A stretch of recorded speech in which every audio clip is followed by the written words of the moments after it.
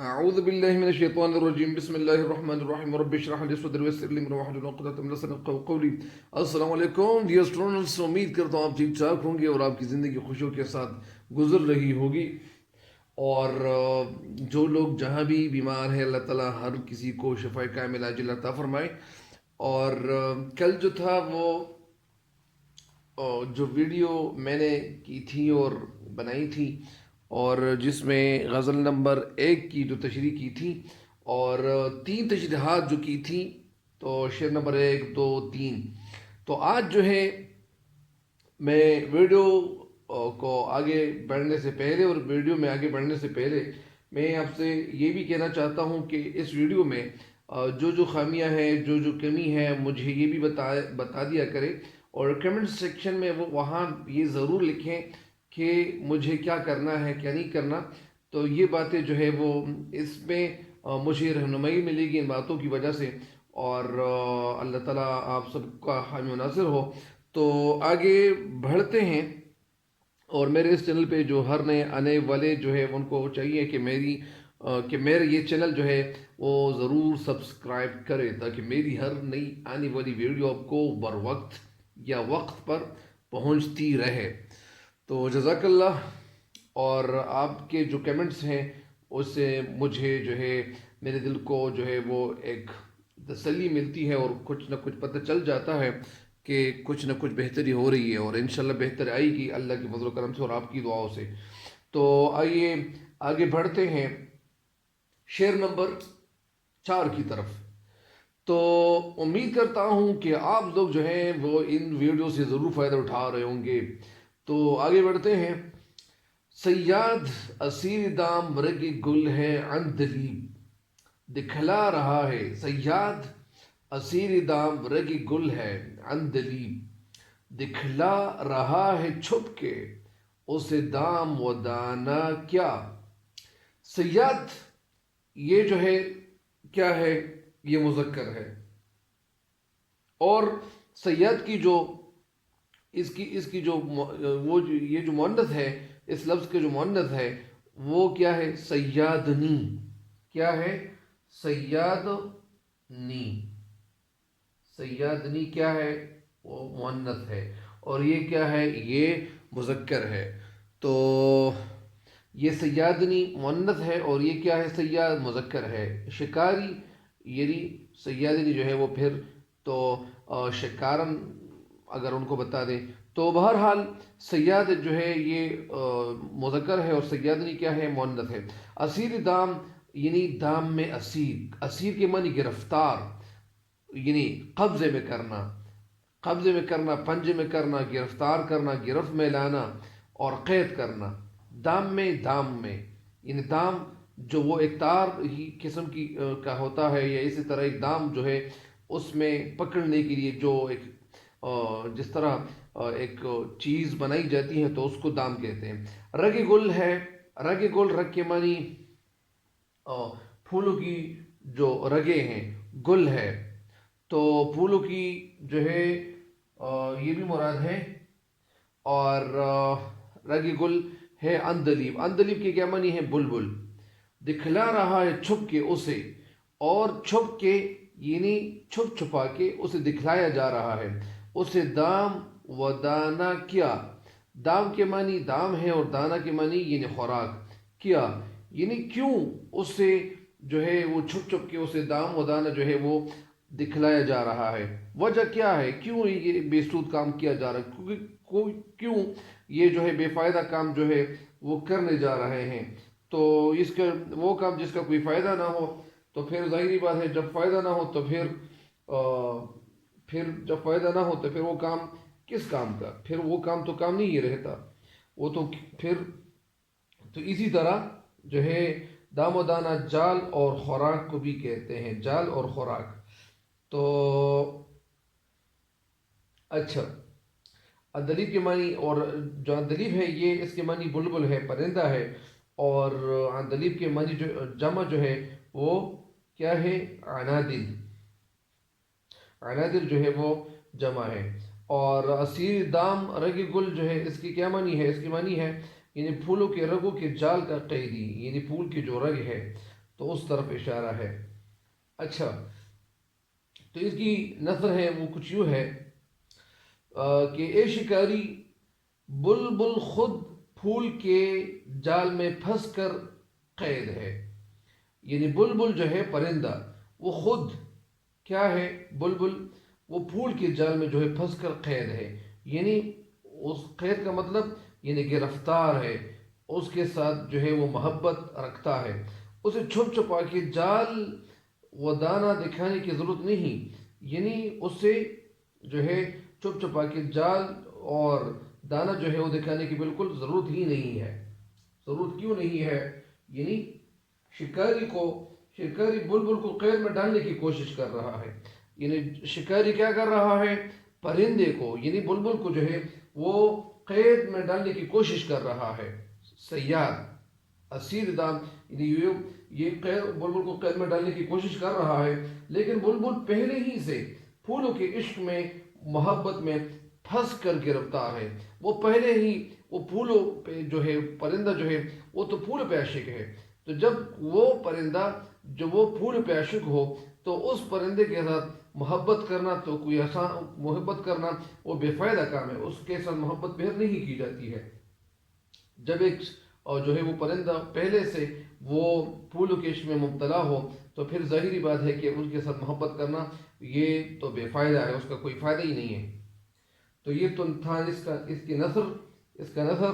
اس شعر کی تشریح کچھ یوں ہے کہ شاید اس شعر میں کہتے ہیں، شاید اس شعر میں شکاری کو جو حقیقت ہے، وہ جو حقیقت حال ہے، حال احوال ہے، وہ بتاتے ہوئے کہتے ہیں کہ اے شکاری، تو بلبل کا عاشق اور طلبگار ہے، یعنی اے شکاری تو جو ہے وہ بلبل کا عاشق ہے اور طلبگار ہے، اور اس سے وہ تو طالب ہے، تو طلب کر رہا ہے کس چیز کا؟ بلبل کا، یعنی تو بلبل کا جو ہے طلبگار ہے، تلاش کر رہا ہے، طلبگار ہے، تلاش کر رہا ہے، اور اسے اپنے جال میں پھنسا کر گرفتار کرنا چاہتا ہے۔ یہ لفظ کیا ہے؟ پھنسانا، یعنی اسے تو اپنے جال میں پھنسا کر گرفتار کرنا چاہتا ہے، اسے قبضے میں کرنا چاہتا ہے، کنٹرول میں کرنا چاہتا ہے۔ شاید تجھے اس صورتحال کا علم ہی نہیں ہے، یعنی شاید تجھے اس کا بالکل پتہ ہی نہیں ہے، آپ کو بالکل علم نہیں ہے، جس بلبل کو پھنسانے کے لیے تو نے جال بچھا رکھا ہے، یعنی وہ بلبل، وہ پرندہ جسے تو گرفتار کرنا چاہتے اور تو نے جو ہے وہ جال پھیلایا ہوا ہے اور بچھا رکھا ہوا ہے، اور اسے چھپ چھپ کے دانہ دکھا کر اپنے دام میں گرفتار کرنا چاہتا ہے، تو وہ بل تو خود پھول کی عاشق اور طلبگار ہے۔ وہ بلبل کیا ہے؟ وہ تو خود جو ہے وہ پھول یعنی اپنے دام میں، یعنی وہ خود یعنی اسے چھپ چھپ کے دان دکھا کر اپنے دام میں گرفتار کرنا چاہتا ہے۔ وہ بلبل، وہ پرندہ تو خود پھول کی عاشق جو ہے، عاشق بھی ہے اور طلبگار بھی ہے، وہ پھول کی محبت کے جال میں پہلے سے جو ہے وہ قیدی ہے، پہلے سے جو ہے اس کی محبت میں گرفتار ہے، لہٰذا تیرا یہ جو کام ہے، یہ چھپ چھپ کر جو آنا یا اسی طرح جو کام کر رہے ہو اور جال میں دانہ لگا کر یا اسے قیدی بنا لینے کی جو کوشش ہے آپ کی، تو یہ بیکار ہے۔ یہ کوشش اس لیے بیکار ہے کہ بلبل پہلے سے جو ہے وہ پھول کی محبت میں گرفتار ہے، تو جب وہ پھول کے ساتھ محبت کرتا ہو اور تو جو ہے اس بلبل کے ساتھ محبت کرتا ہو، تو بلبل وہ بیچارہ تو وہاں پھنس کے رہ گیا ہے، تو اسے کیوں گرفتار کرنا چاہتے؟ جب وہ بذات خود وہ گرفتار ہے، وہ اس پہلے سے گرفتار ہے، محبت میں گرفتار ہے اور محبت میں پھنسا ہوا ہے، وہ قید ہے اور وہ اس کے ساتھ محبت کرتا ہے، تو جب وہ کسی اور جگہ گرفتار ہو تو پھر تو وہ پھنس گیا ہے، وہ تو ان کے پنجے جو ہے یا اسی طرح پرندہ تو پھنس کے رہ گیا ہے، وہ تو پہلے قید کیا گیا ہے، تو جب وہ قید ہو تو اس پرندے کو قید کرنا تو کوئی فائدے کی بات نہیں ہوتی۔ وہ پرندہ جب پہلے سے قید ہو تو اس کو قید میں جب وہ وہاں موجود ہو تو پھر اسے کیسے قید کیا جا سکتا ہے؟ یہی شاعر بتانا چاہتا ہے۔ جال میں دانہ لگا کر اسے قیدی بنا لینا یہ کام جو ہے بے فائدہ، اس کی کوئی فائدہ نہیں، اس کا کوئی فائدہ ہے ہی نہیں، وہ بے سود ہے، کیونکہ جو پہلے ہی سے اسیر ہو، پہلے سے وہ گرفتار ہو، قیدی ہو، کسی کی محبت میں پھنسا ہوا ہو، تو اسے کوئی اسیر بنائے گا تو یہ کوئی مشکل، یہ کوئی آسان کام نہیں ہے اور اس کام کا بالکل فائدہ ہی نہیں ہے۔ تو اس کی تشریح مجھے امید ہے کہ آپ کو سمجھ آ گئی ہوگی، اور اب بڑھتے ہیں اگلے شعر کی طرف۔ تبر و علم ہے پاس، نہ اپنے ہیں ملک و مال، तबल व अलम है पास, न अपने है मुल्क व माल, न अपने है मुल्क व माल, हमसे खलफ हो के करेगा ज़माना क्या। ज़माना की जमा अज़मिना। तबल जो है नक़ारा को कहते हैं, लेकिन यहाँ पे नक़ारा का मतलब शोहरत है। वो आलम के मानी जो है झंडा है। झंडे के कई झंडे झंडा जो है और इसके कई सिनोनिम है, कई मुतरादिब अल्फाज है। झंड अलम भी इसको कहते हैं, झंडा भी कहते हैं, इसको फरेरा भी कहते हैं। फरेरा फरेरा भी झंडे को कहते हैं, और इसको अलम भी कहते हैं, फरेरा भी कहते हैं, और इसको परचम भी कहते हैं। परचम झंडे को कई नाम बताए जाते हैं। परचम भी इसको कहते हैं, फरेरा भी कहते हैं, आलम भी कहते हैं, और जो है वो झंड भी इसे कहते हैं। और जिस तरह एक लफ्ज़ है नेश, गन्ना, तो गन्ने की भी कई अल्फाज है। तो गन्ने का एक लफ्ज़ जो है गन्ना भी कहते हैं, गन्ने को नेशकर भी कहते हैं। नेशकर नेशकर भी कहते हैं। गन्ने को क्या कहते हैं? गन्ना भी कहते हैं, नेशकर भी कहते हैं, पवेंडा भी कहते हैं, और इसको ईख भी कहते हैं। जिस तरह एक लिखा जाता है, लेकिन ये यहाँ अलिफ ये काफ दो चश्मे हैं, तो ये ईख, तो ये कई नाम है, यानी इसके जो है मुतरादिब अल्फाज है। वो अल्फाज जो एक जैसे मानी रखने वाले अल्फाज हैं, यानी दिन और रात। तो जिस तरह अंधेरा, और अंधेरे का जो वो सिनोनिम है वो तारीकी है। बहरहाल तबल व अलम है पास, न अपने है मुल्क व माल, हमसे खिलाफ हो के करेगा ज़माना क्या। ज़माना की जमा अज़मिना। अलम के मानी जो है वो झंडा है, पास यानी मेरे पास, न झंडा है यानी न मेरे पास शोहरत है, और न मेरे पास कुछ इक़्तिदार है, न अपने है मुल्क व माल, और न मेरे पास कोई माल है, न मेरे पास कोई मुल्क है। हमसे खिलाफ हो के करेगा ज़माना क्या। और अगर ज़माने के लोग, यानी ज़माना मुराद नहीं है यहाँ, ये लोग हैं, अगर मुझसे जो है वो लोग मुझसे मुखालफत करेंगे, या मुझसे जो है लोग चोरी करेंगे, या वो अगर वो कोई चीज़ लेना चाहते हैं, तो वो क्या ले गए, वो क्या चीज़ लेंगे मुझसे, क्योंकि मेरे पास कुछ है ही नहीं। तो जब मेरे पास पैसे ना हो, मेरे पास दौलत ना हो, मेरे पास गाड़ी ना हो, मेरे पास कोई चीज़ है नहीं, तो फिर जब कोई भी चीज़ ना हो, तो फिर लोग मेरे खिलाफ क्यों उठ खड़े होंगे। लोग मुझसे अगर वो कोई चीज़ लेंगे भी, तो क्या चीज़ लेंगे, मेरे पास तो कुछ है ही नहीं। तो यही जो है इसकी नज़र थी। यही शेर कहना ये चाहते हैं कि हमारे पास दुनिया की दौलत नहीं है, हम फ़कीरों और कलंदरों की जो है मुखालफत करके ज़माने को कुछ भी हासिल नहीं होगा। यानी हम फ़कीर और कलंदर लोग हैं, और अगर हमसे लोग जो है वो खिलाफ हो गए, तो वो क्या करेंगे, वो तो कुछ कर नहीं सकेंगे। इसलिए नहीं कर सकेंगे क्योंकि मेरे पास कुछ है ही नहीं, देने के लिए कुछ है ही नहीं, वो लेने के लिए कुछ है ही नहीं। जब वो मुझसे कोई चीज़ ले लेंगे, तो ये इसका मतलब है। और ये जो शेर यहाँ इसका जिक्र किया गया है, इसके साथ एक शेर है। वो शेर मैंने यहाँ लिखा हुआ है, लेकिन आपको नज़र आएगा या नहीं आएगा ये मैं समझाता हूँ। दिल के जो है यहाँ यहाँ पे लिखा हुआ है, बुलबुलो बुलबुलों के लिए है दामी रग गुल काफ़ी। बुलबुलों के लिए है, बुलबुलों की, बुलबुल की जमा बुलबुलों के लिए है दाम रग गुल काफ़ी। रग गुल यानी गुल की जो रग है वो काफ़ी है।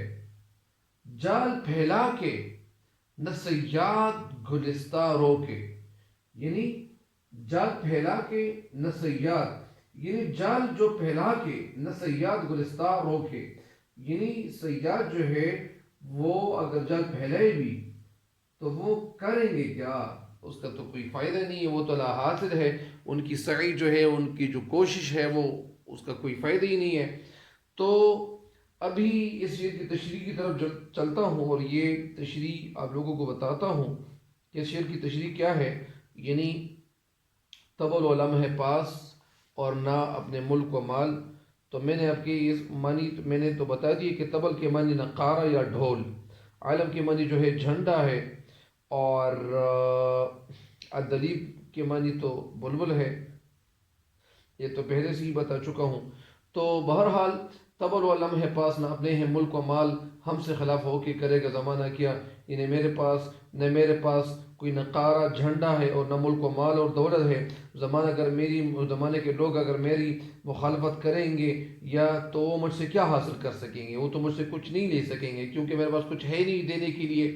تو اس شعر کی تشریح کچھ یوں ہے، جس طرح یعنی یہ شعر میں شاعر کے کچھ یوں کہتے ہیں اور وہ کچھ یوں کہتے ہیں کہ یہ جو ایک عام اصول ہے، یعنی دنیا میں زندگی گزارنے کا ایک اہم اصول یہ ہے کہ دنیا میں جس شخص کے پاس مال و دولت ہو، مال و دولت کی کثرت ہو، مال و دولت زیادہ ہو، تو اس شخص کے لیے دشمن بھی زیادہ ہوں گے. لوگ اس سے حسد کرتے ہیں اور لوگ اسے جو ہے اسے حسد کرنے لگیں گے. ان سے وہ پیسے حاصل کرنے کے لیے کچھ نہ کچھ ایسے جو ہے وہ قدم اٹھائیں گے اور وہ فائدے کے بارے میں لوگ سوچیں گے کہ میں اس شخص سے یا ہم اس شخص سے فائدہ کیسے اٹھائیں. مفادات کی اس جنگ کا سلسلہ جو ہے وہ اسی طرح، یعنی جو فائدہ اٹھانے کا جو ایک سلسلہ ہے، ایک جنگ ہے، یہ جو سلسلہ ہے، جو جنگ ہے، یہ اسی طرح وہ بدستور جو ہے وہ جاری ہے. شاعر کہنا یہ چاہتے ہیں کہ ہمارے پاس دنیاوی مال میں سے کوئی چیز نہیں ہے. میرے پاس دنیاوی مال نہیں ہے، میرے پاس کوئی چیز ہے ہی نہیں. تو نہ مال و دولت کی فراوانی ہے، نہ میرے پاس کوئی مال و دولت ہے، نہ میرے پاس کوئی نقارہ، نہ جھنڈا، نہ کوئی دولت، نہ کوئی ملک، نہ کوئی اقتدار. میرے پاس کچھ ہی نہیں ہے. تو نہ میرے پاس کوئی بلند مرتبہ تو کوئی اگر وہ بلند مرتبہ ہمیں حاصل نہیں ہے، یعنی میرا کوئی ایسا اسٹیٹس نہیں ہے، میری کوئی حیثیت نہیں ہے، میرے پاس کچھ ہے ہی نہیں دینے کے لیے، کچھ ہے ہی نہیں کہ اگر کوئی شخص جو ہے وہ اگر مجھ سے کوئی چوری کرے گا تو کیا کرے گا؟ پھر کیا وجہ ہے کہ زمانہ جو ہے یا جو اس دنیا میں جو لوگ ہیں اگر وہ ہم سے دشمنی پر کمر بستہ ہو گئے ہیں یا وہ تیار ہو گئے ہیں تو وہ ہماری مخالفت سے لوگوں کو کیا فائدہ حاصل ہوگا؟ ہم تو یعنی تھوڑے ہی روزی پہ راضی برضا لوگ ہیں اور ہم راضی رہتے ہیں اور ہمارے پاس تو اتنی روزی ملتی ہے ہمیں کہ اس پہ ہم شکر گزار ہیں. اور ظاہری بات ہے کہ جو تصوف کے لوگ جو ہوتے ہیں تو وہ اسی ہوتے ہیں کہ وہ تھوڑے پہ ہی راضی ہوتے ہیں. تو یہ تصوف کے شاعر ہیں، اس لیے تصوف جو ہے ان کے خاندان میں جو ہے ان کو ورثے میں ملا تھا. بہرحال کسی قسم کا لالچ یا طمع جو ہے وہ نہیں رکھتے ہیں، اور میں کسی قسم کے طمع یا لالچ نہیں رکھتا ہوں، یا بس میں اتنا ہی میرے پاس کچھ ہے کہ بس وہ دو وقت کے لیے روٹی جو ہے وہ مل جاتی ہے. اس لیے لہذا دنیا کی جو مخالفت ہے یا اگر وہ دنیا کے لوگ اگر میرے ساتھ مخالفت کریں، میرے مخالف بن جائے، تو وہ مخالفت اور میرے ساتھ جو حسد کینہ بغض کرے تو وہ بالکل فضول ہے، وہ بالکل بے مقصد ہے، وہ بالکل بے فائدہ ہے. اس کا بالکل فائدہ ہی نہیں ہے. اس کا فائدہ اس لیے نہیں ہے کہ جب میرے ساتھ اگر لوگ مخالف ہو گئے اور وہ لوگ جو ہیں وہ میرے خلاف ہو جائے تو ان کو ملے گا کیا؟ ملنے کے لیے کوئی چیز ہے ہی نہیں. تو جب میرے پاس کوئی چیز ہے نہیں تو ان کو ملے گا کیا؟ تو اس شعر کی تشریح جو ہے یہ مکمل ہو گئی ہے. اگلے شعر کی تشریح کی طرف بڑھتے ہیں. ترچی نگاہ سے طائر دل ہو چکا شکار. ترچی جو ہے وہ ٹھیڑا جو ہے، ٹھیڑے کو کہتے ہیں. ترچی نگاہ یعنی ٹیڑھی نگاہ، وہ نظر کو کہتے ہیں. طائر دل ہو چکا شکار. جب تیر کھچ پڑے گا، کھچ ٹیڑھا، پڑے گا اڑے گا نشانہ کیا، یعنی اڑے گا نشانہ کیا.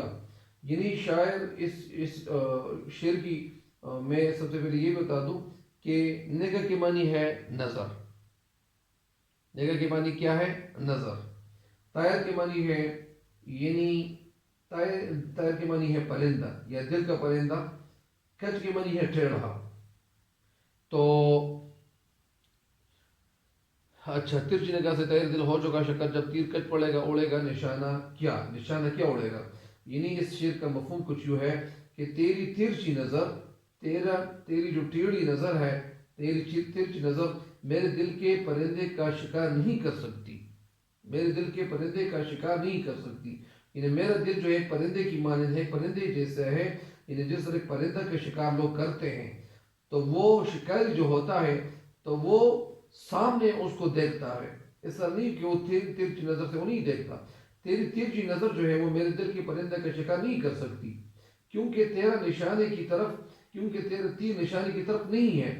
تیرا تیر یعنی وہ نشانی کی طرف نہیں ہے تو وہ نشانے پر کیسے پڑ سکے گا؟ یہاں سے مراد جو ہے تیر سے مراد یہاں پہ آنکھوں کے تیر ہے، اور یہ جب کوئی شخص جو ہے وہ آپ کو سیدھا نہ دیکھے اور وہ ٹیڑھی نظر سے وہ دیکھ رہا ہو تو ظاہری بات ہے کہ وہ ٹیڑھی نظر تو کسی اور جگہ پہ جو ہے وہ پڑ جائے گی۔ تو اس لیے شاعر کہتے ہیں کہ جب تو جو ہے مجھے سامنے بالکل دیکھتے نہیں ہو اور مجھے بالکل یعنی فیس ٹو فیس مجھے دیکھتے نہیں ہو تو ظاہری بات ہے کہ نشانہ جو ہے وہ غلط ہوگا، اور اس کا جو ہے وہ نشانہ یعنی اس کا مطلب یہ ہے کہ اس کا مطلب میں سمجھاتا ہوں تو یہ تو ہوگی نثر۔ اس شعر میں شاعر محبوب کی تیرچ نگاہ کے حوالے سے بات کرتے ہوئے کہتے ہیں کہ محبوب مجھ سے نظر ملا کر بات کرنے کی کوشش کر، یعنی محبوب میرے ساتھ نظر ملا کر جو ہے بات کرنے کی کوشش کر۔ یہ بات اس وقت کی ہے کہ جب اس وقت محفل جو تھی وہ جمی رہتی تھی اور محفل میں زیادہ تر لوگ بیٹھے ہوتے تھے، اور ہندوستان میں جو شاعری لوگ شاعری کرتے تھے تو رات گئے تک وہ لوگ بیٹھے ہوئے ہوتے تھے، اور وہ محفلیں جو ہوتی تھی وہ برپا ہوتی تھی اور زیادہ لوگ بیٹھے ہوئے ہوتے تھے، شعر و شاعری لوگ کرتے رہتے تھے۔ تو شاعر کہتے ہیں کہ ایک وہ اس وقت جو تھے، تو بہرحال زیادہ ڈیٹیل میں نہیں جانا چاہیے، گہرائی میں نہیں جانا چاہیے۔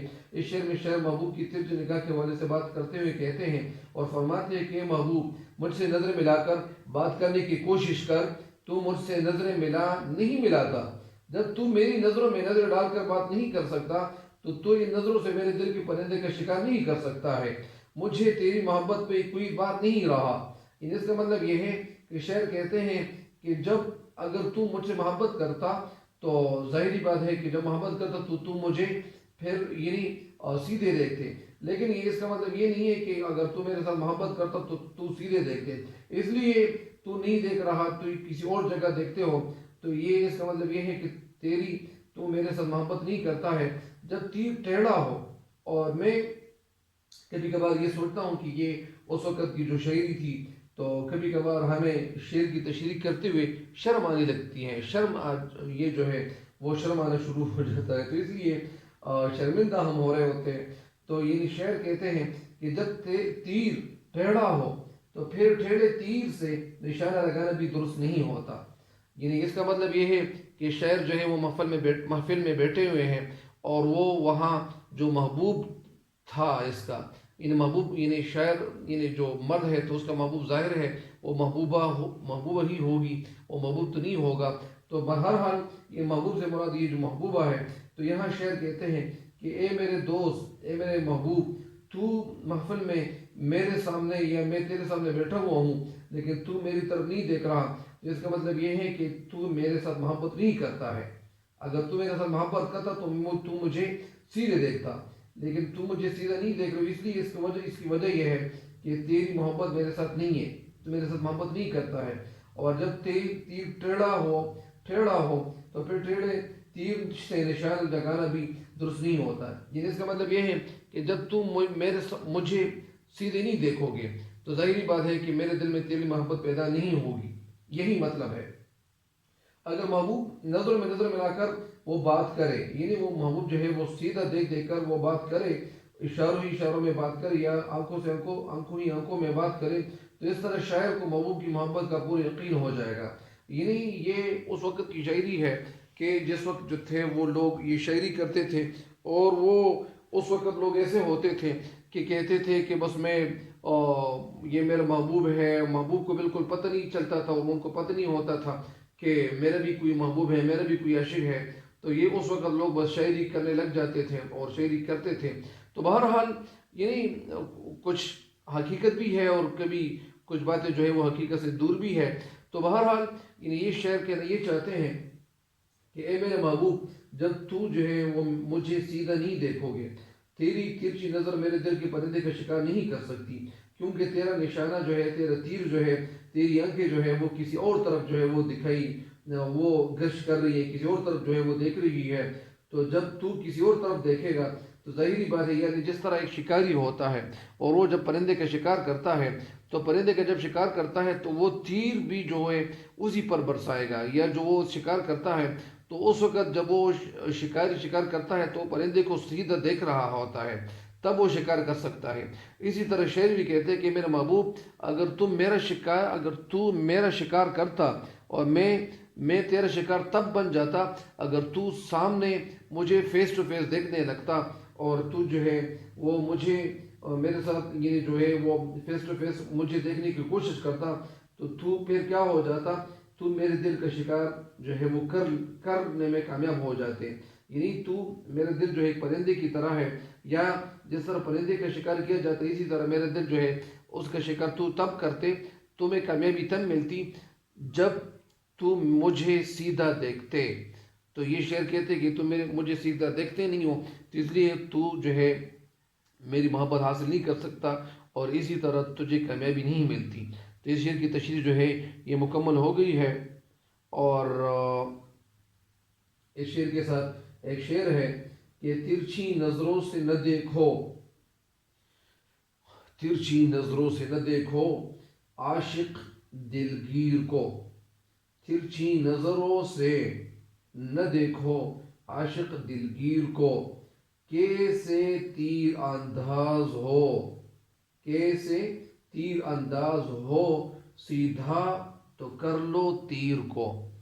بہرحال یہ جو اشعار ہوتے ہیں تو یہ ان کے ساتھ جو ہے صرف پاس کرنا چاہیے اپنے آپ کو، اور یہ جو اشعار ہے تو بس اتنا کرے کہ بس آپ لوگ جو ہے وہ پاس ہو جائیں، اور ان اشعار سے جو ہے وہ مطلب ہے وہ اٹھائیں اور اپنے آپ کو پاس کر لیں، اور پھر ان اشعار کی جو تشریح ہے یہ بالکل بھول جاؤ، ٹھیک ہے بس۔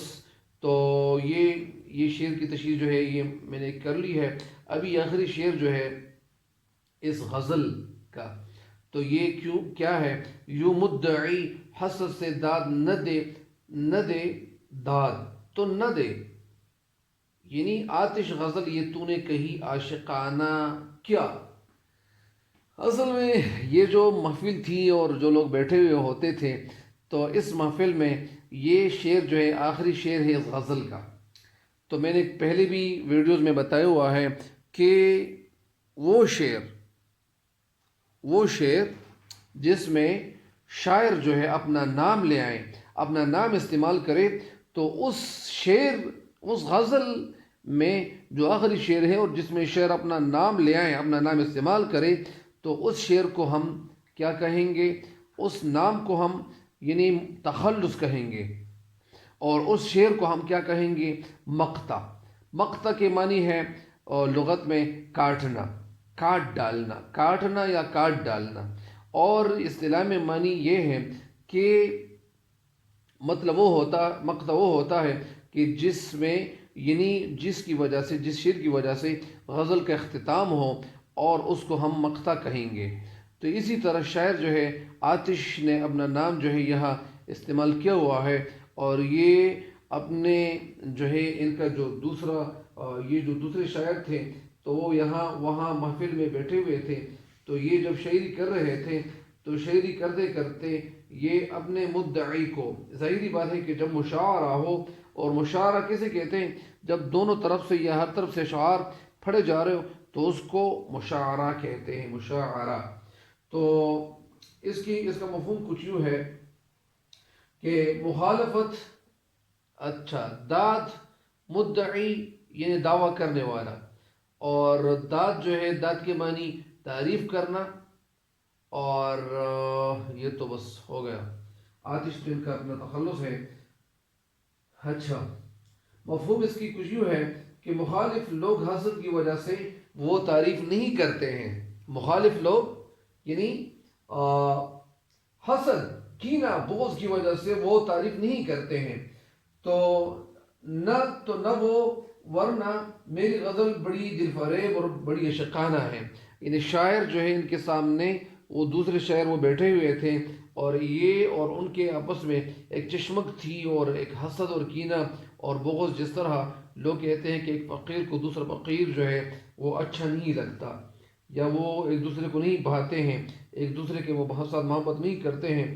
تو اسی طرح شاعر کہنا یہ چاہتے ہیں کہ اے مدعی، اگر تو جو ہے، اے دعویٰ کرنے والے، اگر یوں حسد بغض کی وجہ سے تو میری تعریف کرنا نہیں چاہتا ہے، تو تعریف کرنا چاہتا ہے، تو اگر یوں حسد سے تعریف کرنا چاہتا ہے تو تعریف نہ کر، اگر حسد کی وجہ سے، کینے کی وجہ سے تو میری تعریف کرنا چاہتا ہے تو تعریف نہ کر۔ آتش تیری غزل واقعی نہایت عاشقانہ ہے۔ یہ شاعر خود اپنے آپ کی طرف مخاطب ہو کر کہتے ہیں کہ میں نے جو غزل پڑھی ہے، اوپر جو غزل، جس غزل کا تذکرہ کیا گیا ہے، جو غزل کیا ذکر کیا ہے، اور جو غزل میں نے لکھ ڈالی ہے، تو یہ خود داد اور تعریف کی جو ہے وہ لائق ہے۔ تو یہ تو ہو گیا اس کا مفہوم، اور ابھی چلتے ہیں اس جو ہے اس شعر کی تشریح کی جانب۔ تشریح، جانب کی جمع جوانب ہے، جانب کی جمع کیا ہے؟ جوانب ہے۔ تو اس شعر میں جو ہے شاعر خود سے مخاطب ہو کر کہتے ہیں کہ آتش تیری یہ غزل بہترین رنگ میں رنگی ہوئی ہے، بہترین طریقے سے تو نے، بہترین طرح سے تو نے یہ غزل لکھ ڈالی ہے۔ ہر شعر جو ہے عشق و محبت کے جذبات کا جو ہے ایک بھرپور اظہار کر رہا ہے۔ اگر دشمن، یعنی دشمن سے مراد کیا ہے؟ شیخ امام بخش ناسخ جو ہے وہ کی طرف اشارہ کرتا ہے کہ حسد کی وجہ سے تیری اس غزل کی تعریف نہ کرے تو اور بات ہے، یعنی اگر وہ امام بخش صاحب جو تھے وہ اگر تعریف نہ کرے تو اس غزل کی تعریف نہ کرے تو وہ اور بات ہے، ورنہ حقیقت یہ ہے کہ یہ جو غزل میں نے لکھ ڈالی ہے تو وہ عاشقانہ غزل کہنے کی صلاحیت نہیں رکھتا، یعنی کہ وہ عاشقانہ غزل کہنے کی صلاحیت نہیں رکھتا، یعنی میں نے جو غزل لکھی ہوئی ہے تو یہ بذات خود ایک ایسی غزل ہے کہ وہ بالکل اتھینٹک ہے، مستند ہے۔ یہ غزل بے حد تعریف کے لائق ہے، یعنی اس غزل کی تعریف جتنی بھی تعریف کی جائے تو وہ کم ہے۔ شاعر کہنا یہ چاہتے ہیں کہ اس غزل کی تعریف، جو یہ غزل تعریف کرنے کے لائق ہے، کیونکہ اس سے بہتر کوئی شاعر بھی عاشقانہ جذبات کا اظہار نہیں کر سکتا۔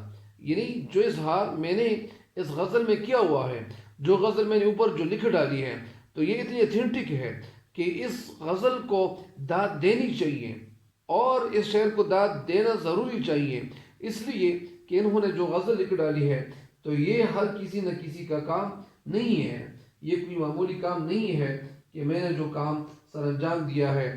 تو یہی جو ہے شاعر کہنا چاہتے ہیں، اور شاعر یہ بھی چاہتے ہیں کہ زیادہ تر لوگ جو ہے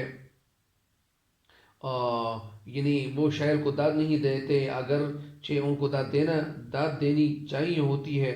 اس لیے شاعر کہتے ہیں کہ حیدر علی آتش جو ہے شعر کے پہلے مصرعے میں، یا اسی طرح شعر کے پہلے مصرعے میں بھی انہوں نے چوٹ جو تھا، اور دوسرے مصرعے میں بھی یعنی اپنے کلام کی تعریف کرتے ہوئے کہتے ہیں، انہوں نے پہلے شعر میں بھی یہ چھوٹ کیا ہوا تھا، ایک شعر پہلے بھی گزرا تھا جس میں یہ شعر جو ہے وہ کہتے ہیں، یہاں بھی کہتے ہیں کہ میری غزل سن کر اگر خلوصی دل سے داد و تحسین دے سکتا ہے تو ٹھیک ہے، ورنہ اگر تو حسد کی وجہ سے میری صحیح اور میری خوبصورت تعریف نہیں کرنا چاہتے ہو، اور تعریف کرنے سے جو ہے تو ناچار ہے، لاچار نہیں، ناچار، یہ لفظ کیا ہے؟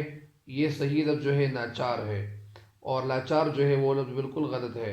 تو یہ اچھا، تو ٹھیک ہے، ورنہ اگر حسد کی وجہ سے میری تعریف اگر تو کر نہیں سکتے ہو تو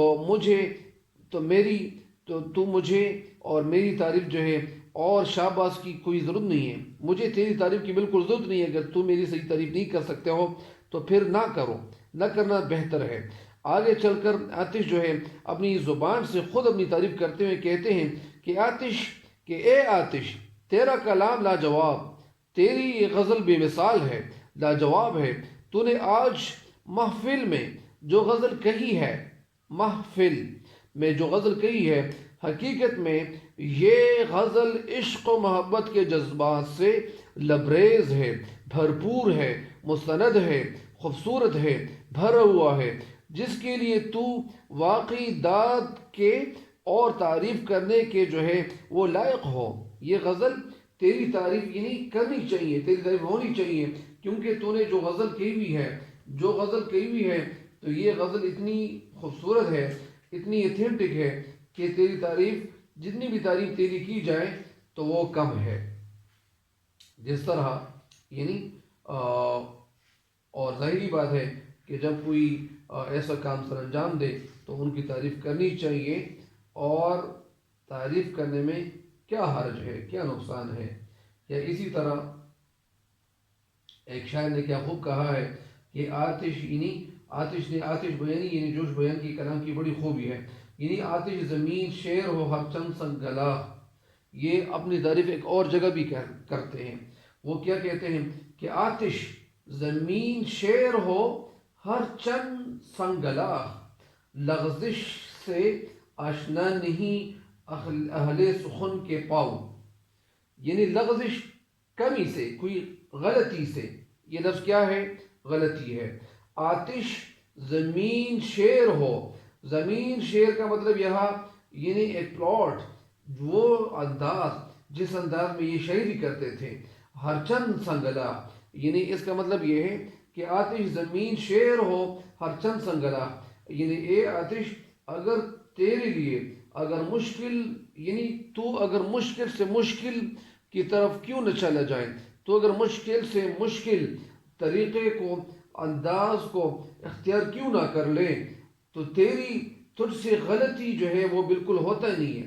لغزش سے آشنا نہیں اہل سخن کے پاؤں، یعنی جو اہل سخن کے ہیں، یعنی جو اشعار کو لکھنے والے ہیں، تو یہ ان سے غلطی کا بالکل جو ہے یہ غلطی سے آشنا نہیں ہے. یعنی مطلب اس کا یہ ہے کہ ان سے بالکل غلطی نہیں ہوتی ہے.